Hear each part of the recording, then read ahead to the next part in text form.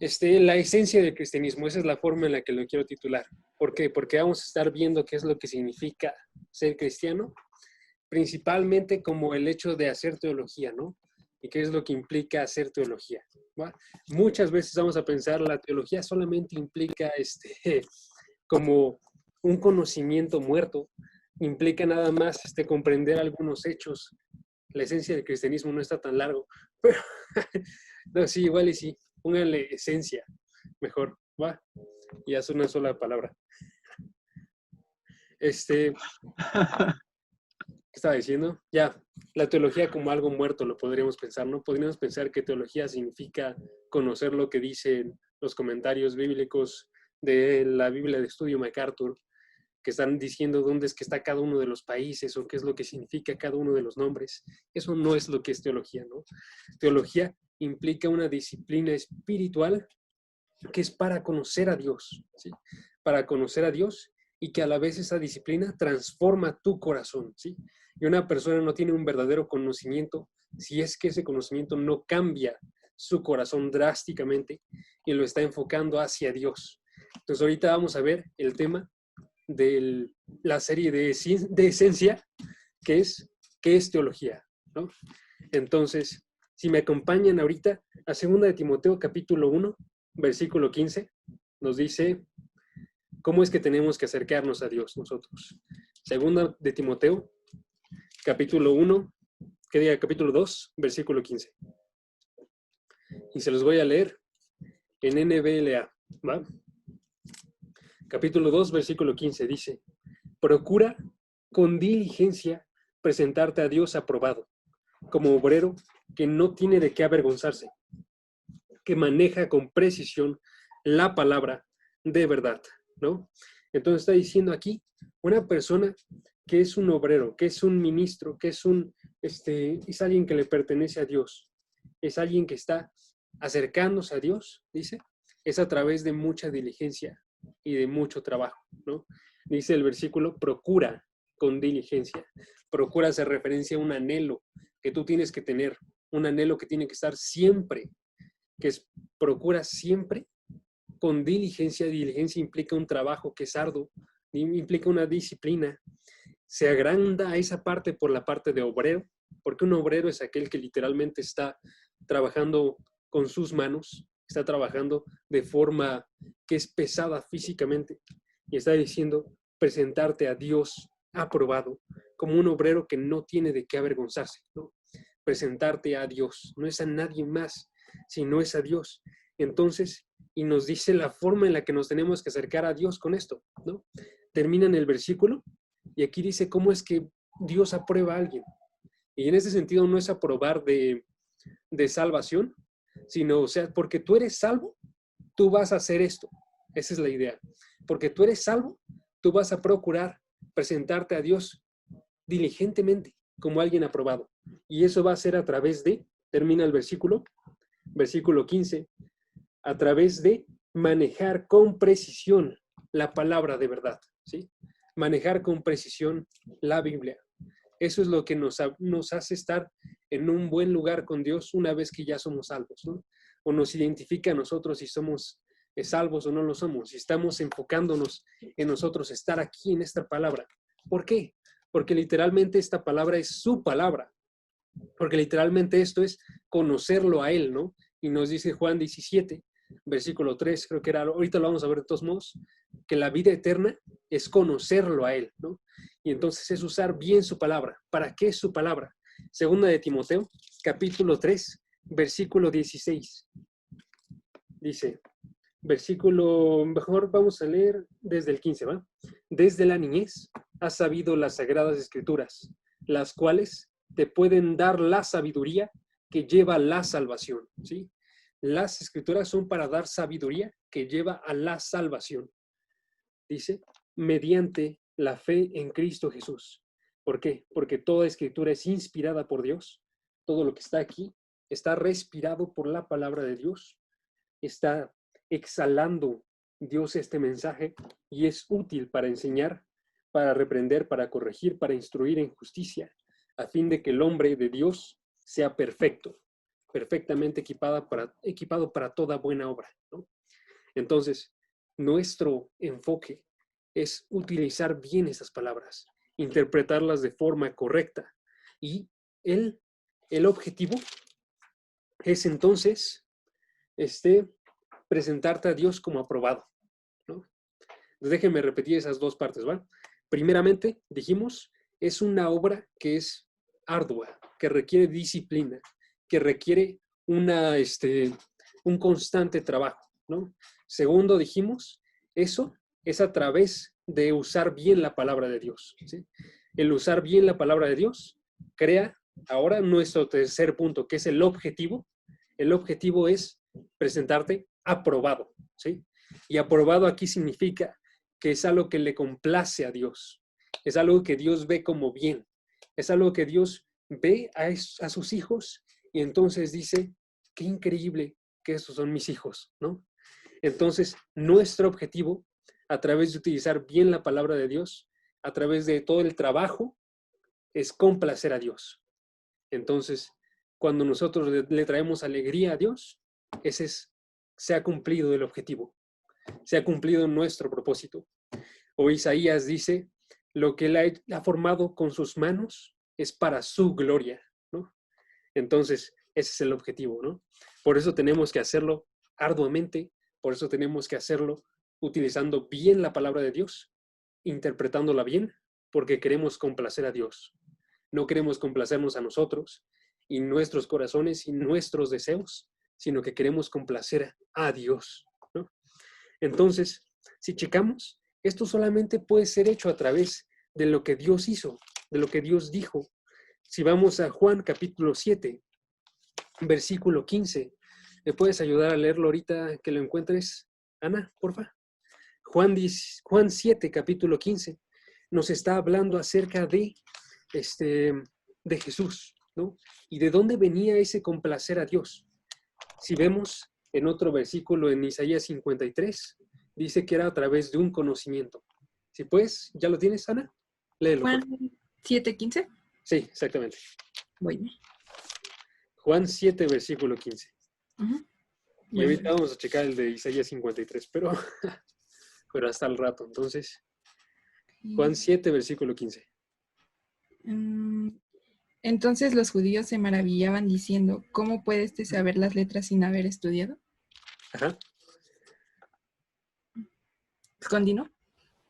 También es que igual me faltó Ajá. Ajá, perdón, es que era desde el 15 hasta el 16. Ok. Perdón. No, no te preocupes. Jesús entonces les respondió, mi enseñanza no es mía, sino del que me envió. Si alguno está dispuesto a hacer la voluntad de Dios, sabrá si mi enseñanza es de Dios o si hablo de mí mismo. Vas, muchas gracias. Sí, también el 17. Va, y si checan, pues ahí está diciendo la forma en la cual él estaba enseñando. Jesús es la palabra de Dios. Jesús estaba enseñando una enseñanza que no era suya, ¿no? Que provenía de parte de Dios. Él no tenía que estudiar, él era la misma revelación de parte de Dios. Y dice, si alguno está dispuesto a hacer la voluntad de Dios, sabrá entonces que lo que dice Jesús es la palabra correcta. ¿Por qué? Porque después el versículo 18 contrasta con personas que no están yendo para conocer la palabra de Dios, están yendo para conocer otras cosas, las cosas que son de ellos, ¿no? Entonces dice el versículo 18, el que habla de sí mismo busca su propia gloria, pero aquel que busca la gloria del que lo envió, él es el verdadero y no hay injusticia en él, ¿no? Y entonces tenemos un contraste entre Jesús, que está revelando la palabra de Dios, y aquellos que lo escuchan, que están escuchando la palabra de Dios, y personas que están, en vez de buscar la palabra de Dios y qué es lo que Él enseña, qué es lo que habla, que están hablando de sí mismos, ¿no? Que están hablando buscando su propia gloria, ¿sí? La idea es entonces, a Dios no le satisface, a Dios no le trae gozo ni felicidad que personas estén buscando solamente aprender lo suyo, ¿no? Que estén simplemente reflexionando y manteniéndose en sus propias filosofías, que estén en constantes argumentos en los cuales lo único que hablan es acerca de sí mismos, ¿no?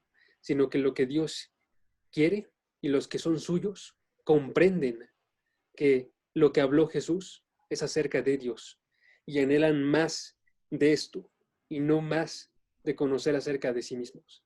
Eso nos advierte de muchísimas iglesias que literalmente predican ese tipo de cosas, pero lo que nos revela más que nada es el deseo de conocer a Dios e identificar su palabra, es lo que nos muestra dónde estamos nosotros, ¿no?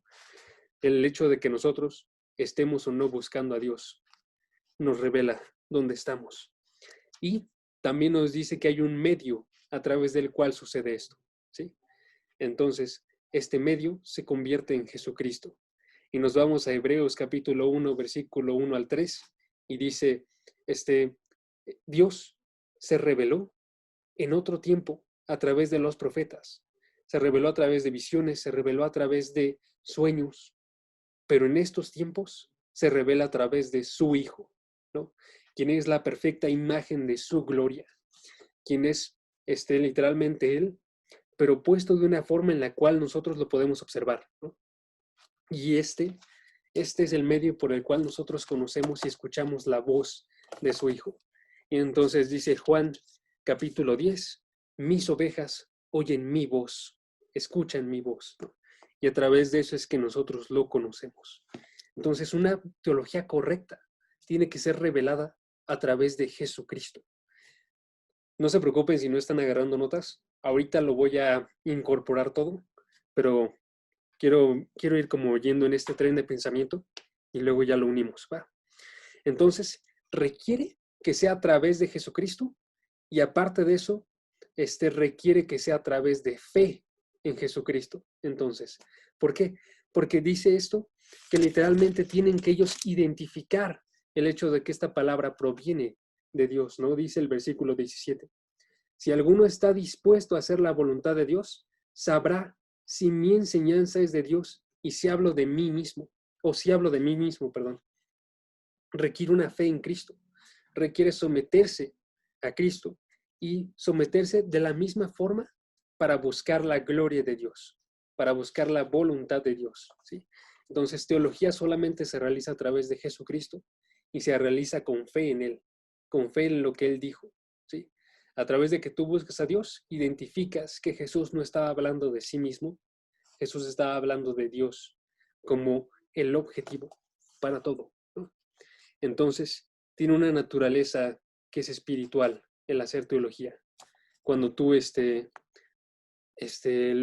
que vimos ahorita, significa que lo estamos haciendo nosotros porque queremos honrar a Dios, porque queremos dar tener una aprobación de Dios, que no, una vez digo otra vez, que diga, no es para salvación, es una aprobación de un gusto que tenga Dios, ¿sí? De que eso sea algo placentero para Dios. Y dice entonces, es a través de Cristo, que es la revelación que nos da Dios más clara, y es por fe, porque tenemos que confiar en Jesucristo para poder comprender lo que nos dice y para poder aplicarlo para dar gloria a Dios, ¿sí? Entonces, lo que significa el hecho de que estudiemos teología, entonces implica un estudio de Dios y de su relación con el mundo. Y esa relación, vemos, es histórica, es una relación que sucedió a través de Cristo, que se metió en la tierra, se encarnó para poder darnos a conocer una relación correcta con Él, ¿no? Entonces, el objetivo de la teología es una relación correcta con Dios. El objetivo de la teología está en la parte de la salvación. Dijimos, el objetivo de las Escrituras es hacer a alguien sabio, 2 Timoteo 3:15, sabio para la salvación, ¿no? No se separa de eso. Y entonces tenemos que nosotros ver que Cristo es lo más importante. Chequemos un ejemplo de un fariseo. ¿Y cuál era la diferencia entre el fariseo, que era Pablo, y él y lo que sucede después para Pablo? Filipenses capítulo 3. Efesios, Filipenses, antes de Tesalonicenses, Filipenses capítulo 3 y antes de Colosenses. Filipenses capítulo 3, versículos 7 y 8, que dicen: pero todo lo que para mí era ganancia, lo he estimado como pérdida por amor de Cristo. Y aún más, yo estimo como pérdida todas las cosas en vista del incomparable valor de conocer a Cristo Jesús, mi Señor. Por Él he perdido todo y lo considero como basura a fin de ganar a Cristo. Otra vez, esto no es ganancia en el sentido de salvación, sino es el hecho de que literalmente Él ve que todas las cosas que no están enfocadas en Cristo no valen la pena, ¿no? Todas las cosas que no están enfocadas en Cristo son dignas de ser desechadas y lo único que se tiene que permanecer ahí es la parte de buscar a Cristo. Antes nos dice Él en el versículo 5 y versículo 6, Él era circuncidado al 8º día, Él era del linaje de Israel, de la tribu de Benjamín, hebreo de hebreos en cuanto a la ley fariseo, en cuanto al celo perseguidor de la iglesia, en cuanto a la justicia de la ley, hallado irreprensible, pero ninguna de estas cosas importa si no están enfocadas en Cristo, ¿no? Sino que lo único que importa es la excelencia del conocer a Cristo, ¿sí? Si estas cosas ayudaban a conocer a Cristo, que en el caso de Pablo no lo estaban haciendo, ¿no? En el caso de Pablo, Pablo era un fariseo que conocía la ley de forma perfecta, pero no conocía a Pablo, a Cristo a través de la ley, ¿no? Jesús les recriminaba: ¿no has leído? No les recriminaba a la persona que, que, que supiese demasiado. Le recriminaba a las personas que no sabían lo suficiente, que a pesar de que ellos habían leído, actuaban como si no hubiesen leído, no habían comprendido el mensaje, no habían comprendido que todo el Antiguo Testamento era acerca de Cristo, ¿sí? Y de conocer a Cristo. Entonces le recrimina: ¿tú no has leído? O a Nicodemo: ¿tú eres maestro de Israel y no sabes estas cosas? ¿No sabes lo más esencial, que es el conocimiento de Dios? Entonces, hacer teología es el conocer, es la doctrina del Dios vivo, ¿no? Doctrina significa enseñanza, nada más para que, cuando lo digo me refiero a enseñanza, ¿va? El conocer al Dios vivo. Eso es teología. Teología es conocer el resultado de la salvación. Es el resultado de la salvación, que es conocer a Dios de forma perfecta, ¿sí? En el jardín, Adán conocía a Dios de forma perfecta porque él era puro. Él podía ver a Cristo, pero nosotros nos acercamos como pecadores, nos acercamos como hijos e hijas a la imagen de Adán, más que a la imagen de Dios, que fue como fue creado Adán.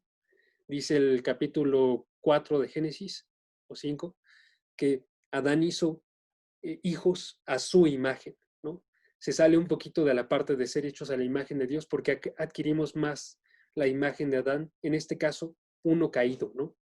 Y entonces nosotros hacemos teología como hombres caídos, que entonces tienen que primero ser salvados para poder después conocer a Dios, para poder después ver como más excelente el conocimiento de Dios por sobre todas las cosas.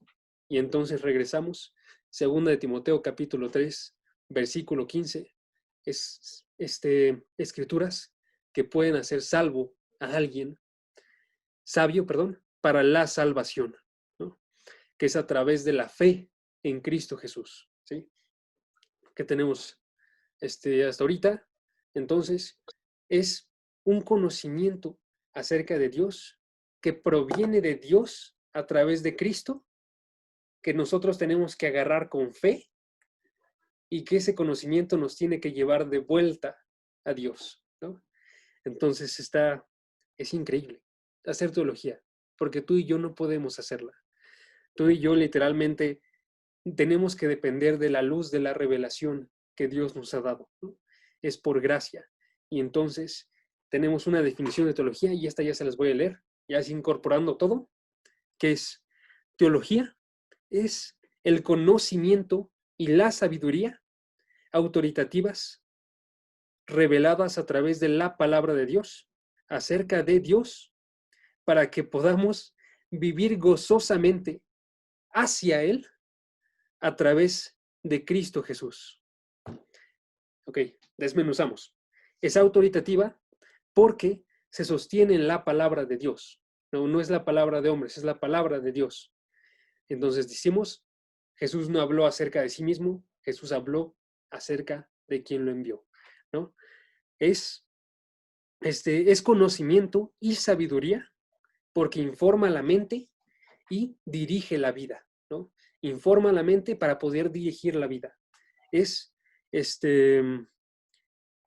acerca de Dios, porque está hablando acerca de una doctrina que es conocer la naturaleza de Dios, quién es Dios, su voluntad y sus trabajos, y sus obras, perdón. Y dijimos, es para una vida de gozo a través de Cristo, es para una vida de gozo, o sea, una vida centrada en Dios, y es a través de Cristo, porque es el único mediador entre Dios y los hombres. Segunda de Timoteo, capítulo 2. No, perdón, Primera de Timoteo, capítulo 2. Lo vuelvo a repetir, la definición de teología es conocimiento y sabiduría autoritativos revelados en la palabra de Dios, acerca de Dios, para que vivamos gozosamente hacia Él, hacia Dios, a través de Cristo Jesús, ¿no? Y ahí vienen unas preguntas. ¿Cómo se clasifica la teología? ¿Se clasifica como ciencia o se clasifica como sabiduría? Y entonces ahí tendríamos que definir qué es lo que significa ciencia y sabiduría, qué es lo que implica ciencia y qué es lo que implica sabiduría. A ver, mejor sí con ustedes. Martín, ¿cómo definiría ciencia o conocimiento? Porque bíblicamente ciencia y conocimiento son una misma palabra. Entonces, ¿para qué? ¿Cómo decirlo? Datos o bueno, el entender el cómo y por qué funciona lo que hacemos y todo eso. Sí, más o menos. O sea, la definición que yo tengo es la de la ciencia o el conocimiento es el reconocimiento o la percepción de aquello que es verdadero, ¿no? El percibir lo verdadero como verdadero, ¿no? Entonces, un conocimiento, muchas veces en la Biblia se utiliza ciencia y conocimiento, que diga sabiduría y conocimiento a la vez, pero también hay una separación, ¿no? Se utiliza a la vez cuando hace referencia, ejemplo, a cosas técnicas, ¿no? A trabajo técnico. Entonces, una habilidad técnica requiere un conocimiento y sabiduría, ¿no? Pero también hace referencia a una forma de vivir, ¿no? Entonces, una forma de vivir centrada en Dios requiere de conocimiento y de ciencia, pero también hay una separación, y esa separación nos hace pensar el hecho de un conocimiento es cuando tú conoces las cosas que son reales y las percibes como reales. Esa es la cosa. O sea, tú tienes que conocer de forma real algo para poder llamarle conocimiento, ¿no?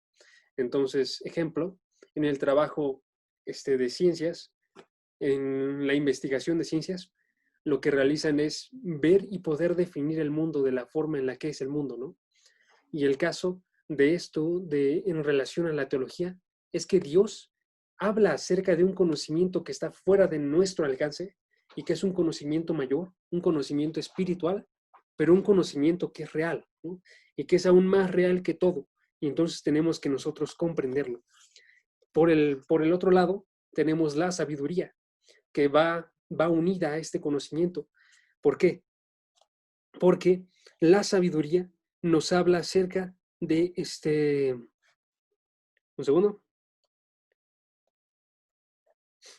de una forma de vida que tiene una habilidad, tiene una, una habilidad completa para poder vivir para la gloria de Dios. Eso es lo que sería una sabiduría. Ahora, no quiero que piensen el hecho de que hay conocimiento, más bien sabiduría, que solamente implica a Dios, ¿no? O sea, que digamos, ejemplo, sabiduría implica que es hacia Dios, conocimiento implica que es hacia los hombres. porque eso sería un error, ¿sí? Hay sabiduría que es de hombres, como nos menciona 1 Corintios capítulo 1, pero hay sabiduría que es de Dios. Hay conocimiento que es puramente de hombres, pues, y hay conocimiento que es de Dios, ¿sí? La cosa es que nosotros nos enfoquemos en el que se encuentra en este lado, ¿no? El que se encuentra en un conocimiento y una sabiduría que están distintos a lo que dice el mundo, a lo que conoce el mundo y a lo que llama sabiduría el mundo. Y el nuestro se enfoca en la gloria de Dios, ¿no? Hay un punto en el cual se conectan estos dos, este conocimiento de las cosas reales y naturales que nosotros percibimos y esta sabiduría espiritual que es Jesucristo, ¿no? Jesucristo vino al mundo y se hizo carne, Juan capítulo 1, y entonces a través de la encarnación y la entrada de Dios en la historia humana, o a través de la revelación que hizo a través de los profetas, vemos nosotros cómo es que Dios actúa de forma tangible para nosotros, adquirimos un conocimiento que es real, que está hablando en nuestras palabras, que está hablando en el idioma que nosotros ocupamos, y entonces ese conocimiento nos da la sabiduría para vivir, ¿no? Pero entonces, si notan ahí, están completamente unidos, ¿sí? No se puede tener sabiduría si no se tiene conocimiento, porque estoy diciendo, ese conocimiento nos lleva a la sabiduría. No se puede tener sabiduría si no hay conocimiento. Y se puede tener conocimiento y que no lleve absolutamente nada, ¿no? Se puede tener un conocimiento que termina siendo vacío y entonces dejamos de llamarle conocimiento real, porque un conocer a Dios de verdad nos enviaría directamente a nosotros a alabarle, ¿sí? Chequemos unos textos. Por ejemplo, cuando está diciendo Jeremías, capítulo 10, versículo 7.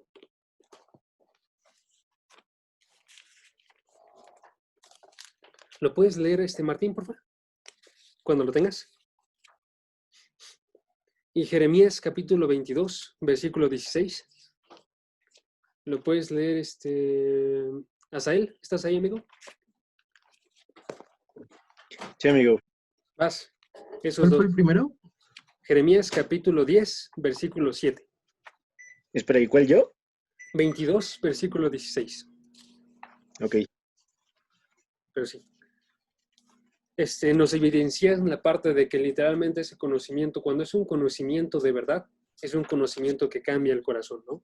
Es un conocimiento que mueve a las personas, ¿va? ¿Ya tienes el tuyo, amigo? Martín. Yeah. Es NBI.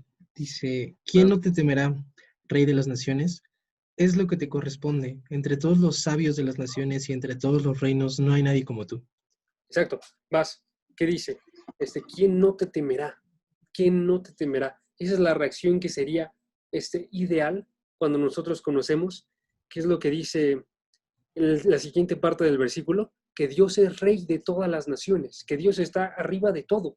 Si Dios está arriba de todo, entonces es justo que nosotros le temamos. Y entonces la conclusión de Jeremías al final del versículo es, porque tú, ¿cómo dijiste? Al final del versículo. Porque esto es lo que...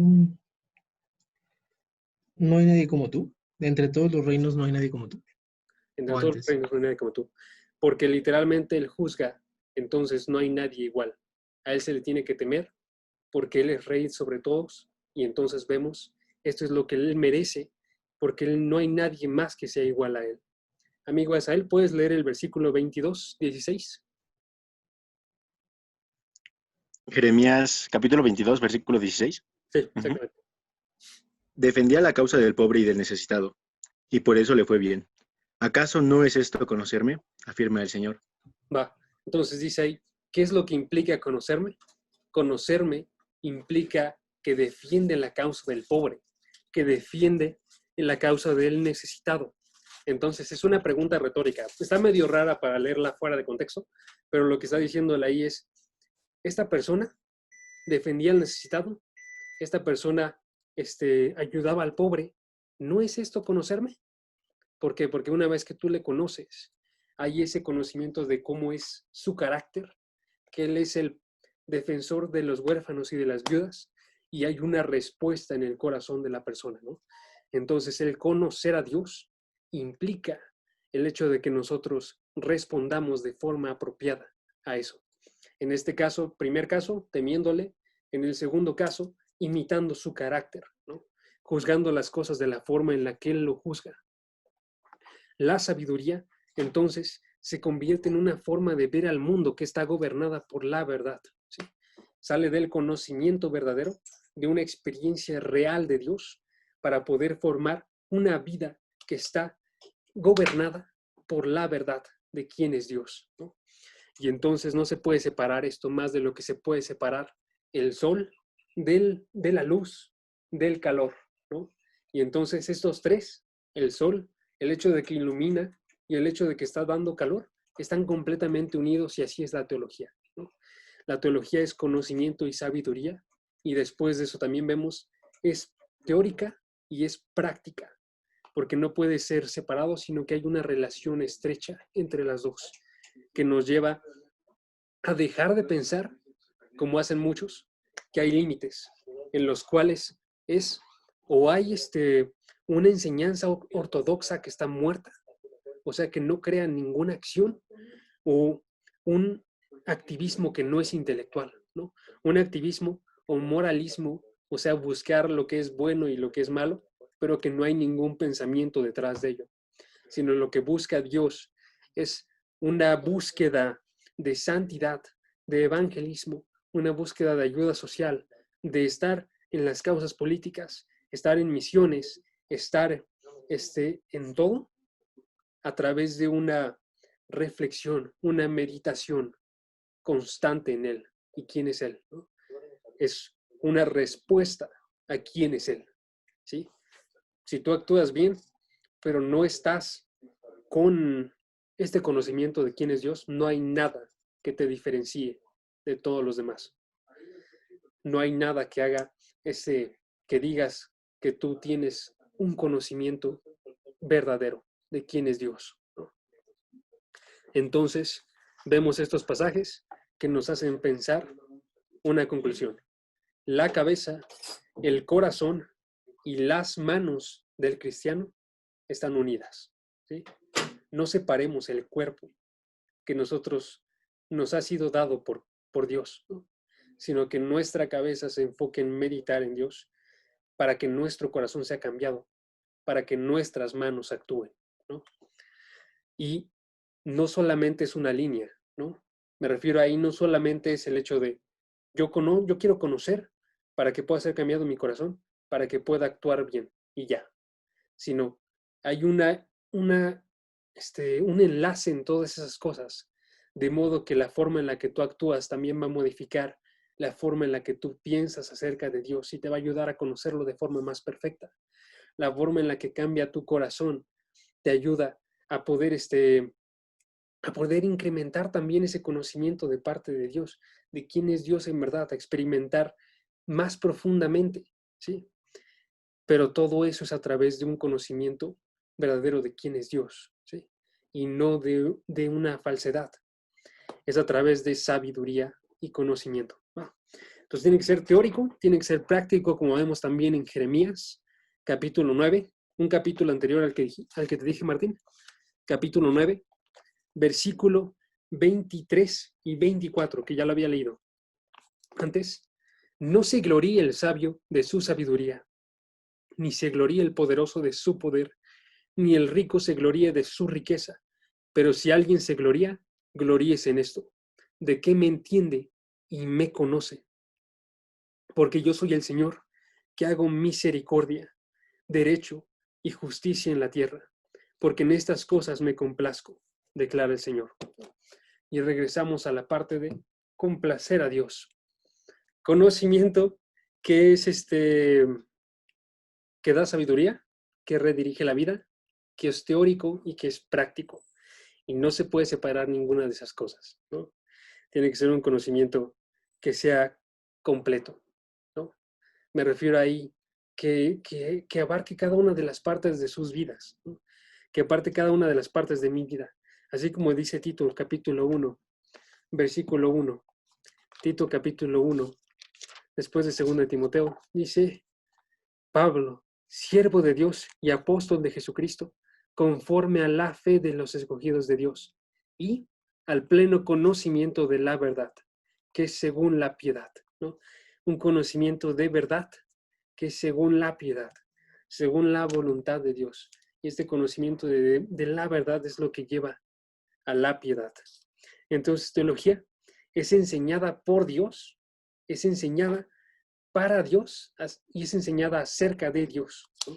Esas son las tres partes que forman nuestra teología. Si nuestra teología no proviene de Dios, entonces no vale la pena tenerla. Si nuestra teología, como decía R.C. Sproul, todos hacen teología, absolutamente todas las personas. Un ateo, cuando dice que Dios no existe, está haciendo teología. Solamente lo que tenemos que definir nosotros es si nuestra teología es la verdadera o es una falsedad. Si nuestra teología proviene de Dios o proviene de los hombres, ¿no? La teología tiene que enseñar a Dios. Después de eso, teología es enseñada por Dios. Ahora, teología tiene que enseñar a Dios. Teología tiene que enseñar, en verdad, un conocimiento y una sabiduría que estén del lado de lo que Dios quiere, la voluntad de Dios, lo que le va a complacer a Él, lo que va a buscar Él con todos sus propósitos. Y teología tiene que dirigir hacia Dios, ¿no? Entonces la teología solamente es correcta cuando está buscando la salvación de las personas, cuando está buscando la gloria de Dios a través de cada una de las cosas que ellos ocupan, que ellos hacen que diga. Y entonces vemos ahora una visión moderna de qué es lo que es teología, ¿no? Y la forma en la que lo divide y la forma en la que lo vamos a dividir nosotros, ¿sí? Una visión moderna de la teología se divide en dos formas. Una, cuando digo moderna, no me refiero a como modernista o algo así, me refiero a en el presente cuál es la forma en la que se divide, ¿no? Entonces, una visión ahí puede ser trinitaria, o sea, que vayamos a conocer cada una de las partes de la Trinidad, o sea, Dios Padre, Dios Hijo y Dios Espíritu Santo, o puede ser a través de la historia de redención, ¿no? Y en el caso nosotros vamos a ocupar como una versión intermedia entre esas dos. La visión de trinitaria proviene desde los primeros escritos de la historia. ¿Por qué? Porque ¿qué pasaba? Llega los apóstoles, los profetas, Efesios 2, versículo 20 dice, la iglesia se construye a través de el fundamento de los apóstoles y los profetas, arriba de la piedra angular que es Cristo. Entonces la revelación principal proviene de Cristo, es fundamentada, o sea, se hace el fundamento a través de los apóstoles y los profetas, y a partir de ahí se construye el edificio que es la iglesia, ¿no? Se construye la casa de Dios, 1 Timoteo 3:15. Y a través de eso, entonces, cuando ya se completan estas escrituras, cuando ya se completa todo el canon, inmediatamente la iglesia empieza a hacer teología sistemática, empieza a hacer teología bíblica, empieza a hacer a desarrollar esto por dos cosas, dos razones. Primera razón, ya se completó esa escritura. Ahora, ¿qué falta? Falta que nosotros la ordenemos. Y segunda razón, la vamos a ordenar porque tenemos un deseo de conocer qué es todo lo que implica esto, ¿no? Hechos 20, versículo 27 dice, Pablo predicó todo el consejo de Dios, predicó toda la voluntad de Dios, todo el propósito de Dios, dice la NBLA. Entonces, hay que conocer todo este propósito porque ya está completo y está escrito de forma que lo podamos entender, no está escrito como misterios. Entonces hay que nosotros agarrarlo y absorberlo en nuestros corazones con el propósito de complacer a Dios, de darle a Él la gloria y de nosotros ser salvos y de salvar a la demás gente que podamos. Y decir nosotros nos dedicamos a la enseñanza, a la predicación y a la lectura de la palabra de Dios, porque haciendo estas cosas la gente ve nuestro progreso y entonces te salvas a ti mismo y a los que te escuchen. Eso está en 1 Timoteo capítulo 4, versículo 15 para adelante, según me acuerdo. Pero es a través de eso, ¿no? Entonces ellos empiezan a desarrollar esto y comienzan con algo que es muy conocido, que es el credo de los apóstoles, o el credo simplemente, lo pueden conocer. Tenemos una canción que lo dice, o si no lo ubican, es algo así como: creo en un solo Dios, Padre Todopoderoso, Creador del cielo y de la tierra, de todo lo visible y lo invisible. Ya no me acuerdo cómo sigue, pero noten, ahí comenzó con creo en un solo Dios, ¿no? Luego dice: creo en el Señor Jesucristo, Hijo único de Dios, Creador y dador de vida, etc., etc., etc. Y luego dice: creo en el Espíritu Santo. Entonces es una visión trinitaria. Es una versión de ver qué es lo que implica cada una de estas partes de la Trinidad para poder guiar nuestra teología. La otra visión, que es ya un poco más agarrada por todas las teologías sistemáticas, es la historia de redención. ¿Qué es lo que implica la historia de redención? Ok, primeramente vemos el hecho de que Dios se reveló. Vemos el hecho de que Dios, segundo, creó al hombre, de que el hombre cayó, de que el hombre cayó en pecado, y entonces el hombre necesitaba solamente la ayuda de Dios para poder ser salvo. Y entonces Cristo vino al mundo y se encarnó. Cristo, a través del Espíritu, dio la salvación, y a través de eso también creó la iglesia. Y entonces, después de la iglesia, vienen los últimos días, y en los últimos días ya estamos de frente a Dios y lo conocemos de forma perfecta. ¿Y qué es eso? Eso es el Evangelio, ¿no? Eso es, ¿qué es lo que nosotros creemos resumido en,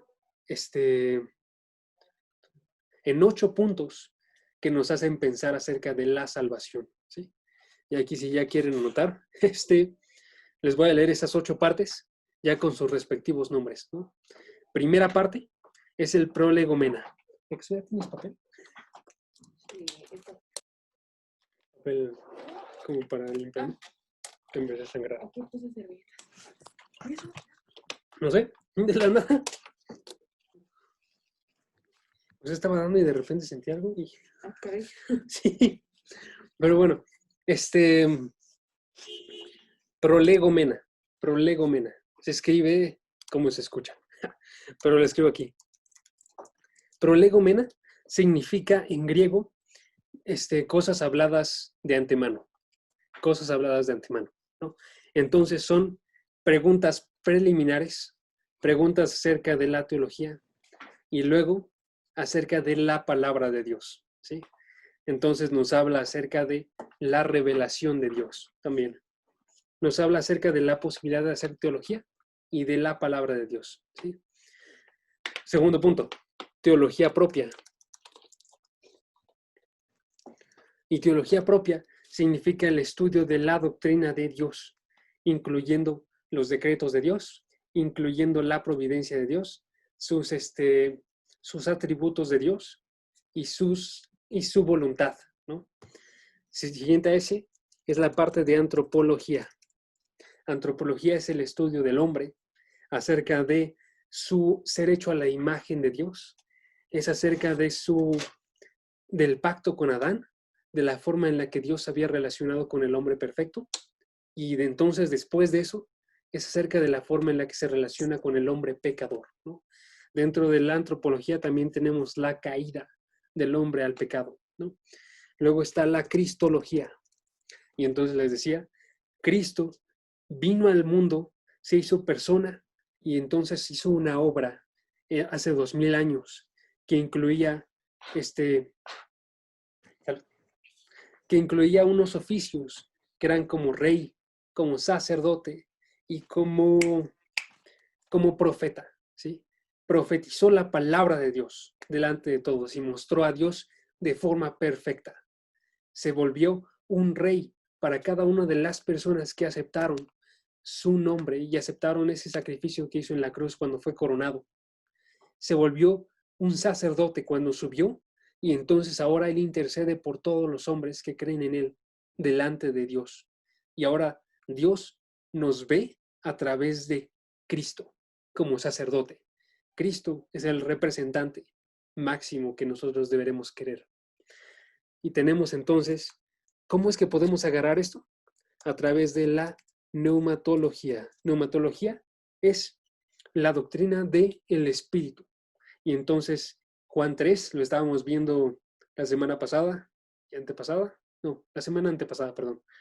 Y entonces este Espíritu es derramado a través de la obra de Cristo, es derramado en la historia y entonces entra al mundo para poder guiarnos a nosotros, para poder iluminarnos su palabra, para poder ayudarnos a entender, para poder formar en nosotros lo que es soteriología, que es la salvación. Soteriología es doctrina de la salvación. Y entonces, ¿cómo es que ese espíritu actúa dentro de nosotros? ¿Qué es lo que hace? ¿Qué cambia en nosotros? ¿Qué es lo que hace ahorita?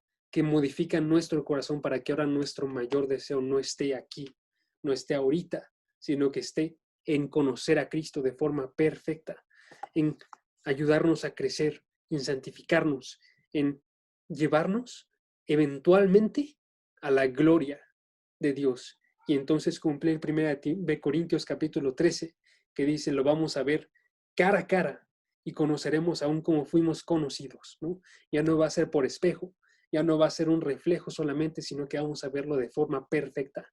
Y entonces, para hacer eso, para hacer toda esta cosa de salvarnos, de transformarnos, de santificarnos, hace la iglesia, eclesiología, ¿no?